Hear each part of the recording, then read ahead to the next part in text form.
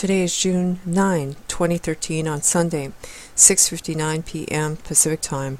Up next, whether weapons have existed for over 15 years, testified U.S. Secretary of Defense. This is by J.D. Hayes and is dated June 6, 2013. The development of so-called weather weapons has been dismissed by many as paranoid hyperbole, the work of science fiction movie script writers and conspiracy theorists, but the fact is they have existed, at least in the laboratory, for decades. None other than former U.S. Defense Secretary William Cohen, in fact, has talked about the development of weather-related weaponry, or more specifically, techniques to create weather events to support offensive military operations.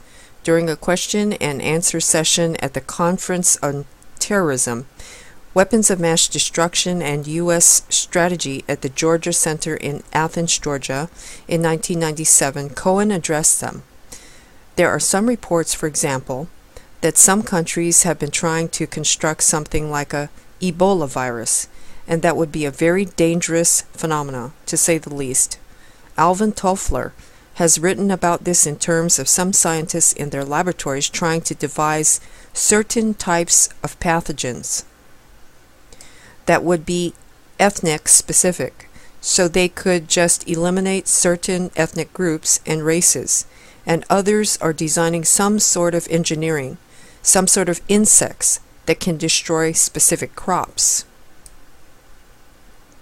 Others are engaging even in an eco-type of terrorism whereby they can alter the climate, set off earthquakes and volcanoes remotely through the use of electromagnetic waves. So there are plenty of ingenious minds out there that are at work finding ways in which they can wreak terror upon other nations.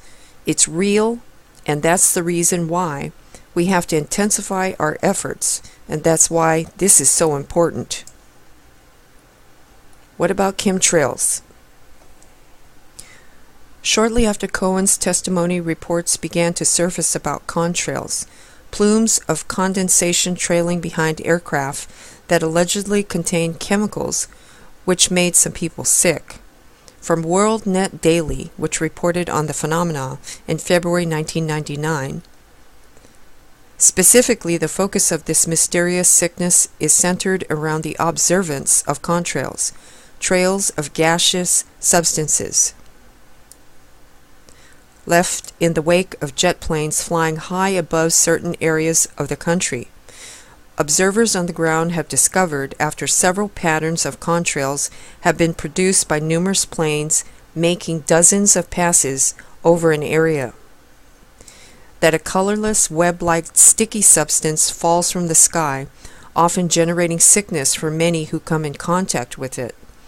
In other areas, no such substance is reported, but scores of people have become ill nonetheless, presumably because the planes forming the contrail patterns are literally spraying some sort of chemical in the air.